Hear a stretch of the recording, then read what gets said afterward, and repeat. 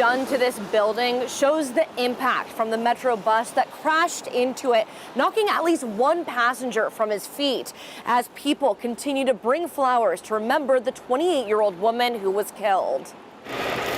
All of a sudden, my back was turned to the window, but I felt like a loud thud. Hardik Dalal lives on the corner of 5th Avenue and Battery Street, directly above where a King County Metro bus crashed into the building and killed a 28-year-old pedestrian on the sidewalk. And I turned around to look at the window because I thought something had fallen. And I see a dust cloud come up from the windows. Now, a 31-year-old man has been arrested for causing that crash and is being investigated for vehicular homicide. Seattle police found evidence of drug usage in the sedan and are investigating whether this was a DUI.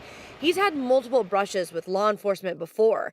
Between 2015 and 2022, the suspect was convicted of 17 gross misdemeanors and 4 felonies, most relating to theft. When I look down and I see the bus basically like impaled into the side of the building. Dalal saw Metro passengers frantically trying to get out of the bus. There was panic. They were freaked out. They were trying to get off as soon as possible. And you can tell it's a pretty significant collision. 8 of the 11 passengers taken to Harborview have been released. Attorney Chris Davis represents one of those passengers that was treated at the hospital. And all of a sudden, he's slammed into the side of the bus and the bars and loses a couple of teeth, has some lacerations on his head and chin, and finds himself on the ground. Davis says his client is still recovering from his injuries.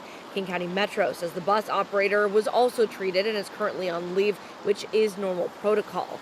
Meanwhile, flowers continue to be placed where the young woman was killed. I just didn't ever imagine that something like this could happen. The suspect is still at Harborview and is in satisfactory condition. According to the Seattle Police Department, they'll book him into jail once he is medically cleared.